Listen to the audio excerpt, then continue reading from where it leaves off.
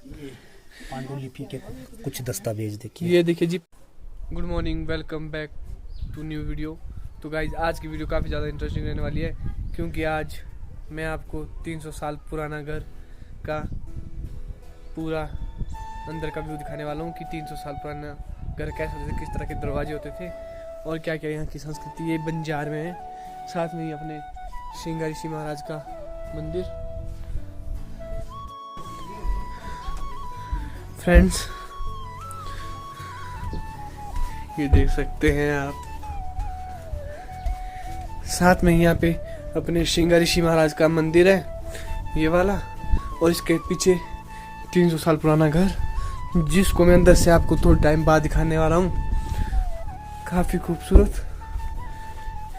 ये देखो मंदिर का मुख्य द्वार, यहाँ पे कितनी अच्छी कलाकृतियाँ की गई है, और ये महाराज का द्वार ये है, और यहाँ कितना सुंदर ताला जो कि पीछे से खुलता है, और ये अंदर महाराज जी अभी दरवाजा बंद है। और अभी हम जा रहे हैं चैना कोठी बंजार, ये वाली इतनी लंबी, तो इसके लिए यहाँ से निकल रहे हैं।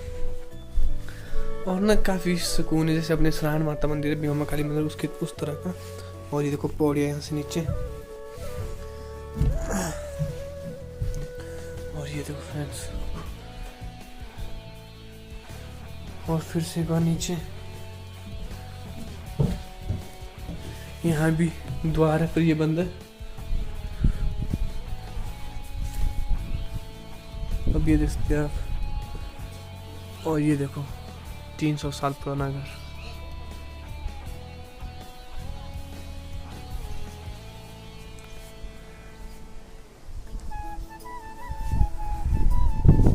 फ्रेंड्स हम आए आज बंजार में, तो आपको एक अद्भुत जगह दिखाते हैं, जो ये पिछले वाली साइड ये चैनी कोठी के नाम से जानी जाती है, साथ में ये कृष्ण मंदिर। तो ज़्यादा इसके बारे में अपने पंडित जी बताएंगे। ये जी जो चैनी कोठी है ये 821 ईस्वी पे बनी है। तो ये निर्मित होती रही, जैसे कि कांगड़ा भूकंप 1905 में आया, उसमें इसकी कुछ एक ऊपर वाली मंजिल गिर गई थी। फिर उस काल में फिर इसी के ऊपर फिर छत डलवा दी। ऐसे तो ये 11-12 मंजिला थी, अभी भी ये वर्तमान में 9 मंजिला सुरक्षित है। और उसके बाद इसके साथ में जो है ये कृष्ण मंदिर है, ये भी हज़ारों साल पुराना है। तो इसमें भी राजा ढाड ठाकुर जी आखिरी शासक रहे।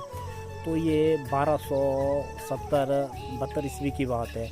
तो उसमें जो राजा ढाड ठाकुर थे, उनकी रानी की अल्पकाल मृत्यु हो गई, तो रानी का नाम चैनी था। फिर रानी की स्मृति को बनाए रखने के लिए उन्होंने जो फोर्ट का नाम ही चैनी रख लिया। तब उस समय से लेके आज तक रानी की याद को इस कोठी की, चैनी कोठी की याद के साथ जोड़ा गया। तो जो ये निचली साइड है, यहाँ पर भगवान श्री कृष्ण का मंदिर है। तो इसमें भी 1276 ईस्वी में जो कुल्लू के राजा उचित पाल जी थे, उन्होंने मंगल के राजा मंगलौर के राजा, ये मंगलौर मंडी में आता था, मंगल सैन पे आक्रमण किया।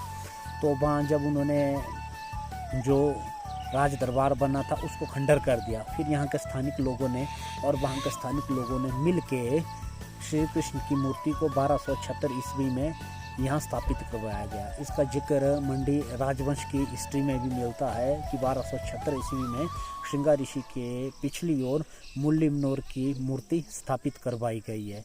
तो अभी भी इसमें आप देखेंगे जो बाहर से राजाओं के आक्रमण आपस में होते थे, पाल वंश के राजा, सिंह वंश के राजा, उसके अभी भी पुख्ता दस्तावेज वहाँ पे विद्यमान है। तो ये थोड़ा सा नज़दीक जब हम जाएंगे उसको बताएंगे, उसके पुख्ता दस्तावेज अभी भी यहाँ विद्यमान है। तो चलते हैं ऊपर कोठी और मंदिर की तरफ, वहाँ पे देखते हैं। तो फ्रेंड्स हम श्री कृष्ण मंदिर के समीप आ गए, और इस मंदिर को देखना, ऊपर के लिए पूरा सिर ऊपर उठाना पड़ता है, इतना ऊंचा मंदिर है। और उस समय की बात देखो, ये कितना बड़े लकड़ी से, कोई भी आधुनिक मशीनें नहीं थी, और इतने बड़े पत्थर, ना कोई सीमेंट था। तो ये सारे के सारे जो अपनी माश होती है उसे चिपकाए गए थे। साथ में देखो यहाँ छोटे छोटे बच्चे कैसे खेल रहे हैं। तो ऊपर के लोग कितना, ये देखो एक ही फट्टा इसमें कितना लंबा वहाँ से वहाँ तक लगा है। और इसी मंदिर में कम से कम 30 कमरे हैं। तो ये अपने बंजार में पड़ता है। और ये देखो कितने कितने बड़े बड़े पत्थर से बना है। ये भगवान श्रृंगारी शिव जी का ये है, इसमें जैसे कि दिखते का सामान रखते के लिए रखा जाता है। साथ में इसी वीडियो में जो आपको श्रृंगारी ऋषि का मंदिर दिखाया गया, तो यहाँ पे उनका सारे भंडार घर है जहाँ पे उनका सारा सामान रखा जाता है। और ये कृष्ण मंदिर बहुत ही पुराना। अब मंदिर के अंदर प्रवेश, थोड़ा मंदिर आपको दिखाते हैं। भिन्न तरह की आकृति, ये प्राचीन काल की भिन्न प्रकार की आकृतियां पत्थरों में बनी है। पांडुलिपि के कुछ दस्तावेज देखिए। ये देखिए जी, पांडुलिपि के कुछ दस्तावेज अभी भी है। इसमें जैसे कि सर्वप्रथम भगवान गणेश जी की स्तुति की गई है और उसके बाद इसमें बताया गया है जैसे कि जो कारीगर थे, मिस्त्री लोग थे, उनका भी वर्णन किया गया। और इसमें एक जैसे कि एक संवत 100 साल के बाद संवत को दोबारा से उपयोग में लाते थे, जिसको अब कच्चा संवत कहते थे। जैसे कि इसमें यहाँ साफ लिखा है कि 1702 ईस्वी में इस मंदिर की ये रिपेयरिंग की गई। 1702 में दोबारा से मतलब निर्माण मतलब काम किया गया। अच्छा। निर्माण तो पहले से है, मतलब रेनोवेट किया गया दोबारा से, ठीक है। और यहाँ भी ये भी बिल्कुल ये पांडुलिपि है जी, जो तो फ्रेंड्स ये देखिए पांडव काल के टाइम का ये मंदिर इतना प्राचीन बंजार में स्थित है। तो यहाँ पे पांडुलिपि का प्रयोग किया गया और यहाँ पे साफ साफ लिखा गया है 1702 ईस्वी। 1702 ईस्वी में इसका निर्माण मतलब पुनः निर्माण, रेनोवेशन जिसे कहा जाता है, जी दोबारा से करवाया गया। तो इतने पुराने मंदिर हमारे हिमाचल मंडी बंजार में बिल्कुल कुल्लू में, तो ऐसी मतलब प्राचीन काल में। और पीछे का व्यू दे सकते हैं। और अब अंदर चलते हैं मंदिर के। तो फ्रेंड्स देखो दरवाजे दे सकते हैं आप कितने पुराने हैं। अभी भी इसमें मतलब पुरानी तरह से इस तरह से उपयोग किया जाएगा। ये देखो फ्रेंड्स, इसको बंद करने का जैसे बंद करते हैं, ये ऐसे अभी भी पुरानी तरह की। और फिर दूसरा यहाँ पे दूसरा दरवाजा, ये मेन दरवाजे के बाद पहले दूसरा नंबर पे आता है। और ये देखो पौड़ियाँ की कितने बड़े बड़े पत्थर, उस टाइम इन्हें पता नहीं कोई वो नहीं थी। देखो एक ही पत्थर यहाँ से इतना बड़ा यहाँ तक। देखिए इसमें कोई भी छत नहीं है। देखो इस मंदिर में कोई भी छत नहीं है अभी। अब प्राचीन काल में जैसे कि यज्ञ कुंड यहाँ है, तो जब हिंदू नव वर्ष शुरू होता है तो उसमें भगवान श्रृंगारी ऋषि जी यहाँ बैठेंगे और यहाँ पर 5-6 हज़ार लोगों के लिए बहुत ही बड़ा विशाल भोज होगा। अब इस देखिए आपको इसमें कई तरह की आपको कलाकृतियाँ मिलेगी। अब आप ध्यान से देखेंगे, अभी आपको पुराना सा लगेगा ये कई तरह के। ये देखो जी उस समय की आकृतियाँ मतलब कलाकृतियाँ बनाई गई है मेन। बिल्कुल आप बिल्कुल नज़दीक से दिखाओगे तो इसमें आपको अनेक तरह के सब रूप पाएंगे, भगवान विष्णु के, लक्ष्मी के, ओम के, स्वस्तिक के, इस तरह के अनेक स्वरूप इसलिए अंकित है। आइए प्राचीन काल से यहाँ पे अष्टधातु भगवान श्रृंगारी ऋषि, माता दुर्गा के जो मोरे हैं, भगवान गणपति जी, ठीक है। थोड़ा सा ये देखिए, ये प्राचीन काल से यहाँ पर भगवान जी विराजमान है, श्रृंगारी ऋषि जी, ये दुर्गा माता जी, ये भगवान गणपति महाराज जी, ये पाषाण में, ये भी पांडव काल से ठीक है जी यहाँ पे विराजमान है गणपति जी। जब यहाँ पे नव संवत में विशेष पूजा की जाती है तो मतलब यहाँ तो नित्य पूजा होती है, तो उस वक्त विशेष पूजा में गणपति जी का भी उपयोग किया जाता है। अब हम गर्भगृह में प्रवेश करते हैं। अब हम मंदिर के अंदर प्रवेश करेंगे। ये भगवान श्री कृष्ण जी है जो मैंने आपको बताया था। इसमें नित्य षोडशोपचार से भगवान जी की पूजा होती है, अभिषेक किया जाता है, दूध, दही, घी, पंचामृत का इनको स्नान किया जाता है, शहद, शक्कर, इससे पंचामृत जो है इससे भगवान जी को नित्य नहलाया जाएगा। प्रातःकाल इनकी पूजा होगी।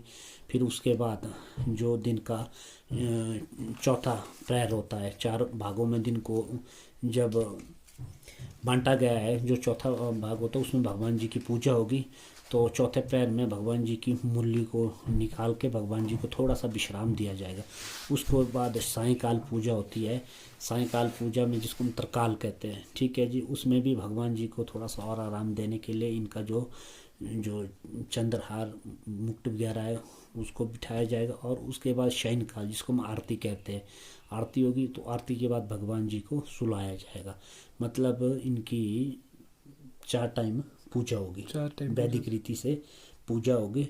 और ये काफ़ी प्राचीन मंदिर है, जो मैंने बताया था कि मंडी राजा की भी हिस्ट्री में इसका जिक्र है कि जिक्र है। 1276 ईस्वी में इसको श्रृंगार ऋषि मंदिर के पिछली ओर स्थापित मुरली की- मनोहर की मूर्ति स्थापित स्थापित की की। गई है। यहाँ पे राजा ढार ठाकुर जी राज्य करते थे। उनकी रानी का नाम चैनी था। उनकी अल्पकाल मृत्यु हो गई। उसकी स्मृति को बनाए रखने के लिए उन्होंने जो कोठी थी उसका नाम ही चैनी चैनी रख कोठी। लिया। आज भी उसी रूप में इनको याद किया जाता है। तो अब आगे चलेंगे फ्रेंड्स। ये वो चैनी कोठी कितनी लंबी, तो ये राजा ने अपनी रानी की स्मृति में बनाई थी, तो काफ़ी ज़्यादा ऊंची है ये।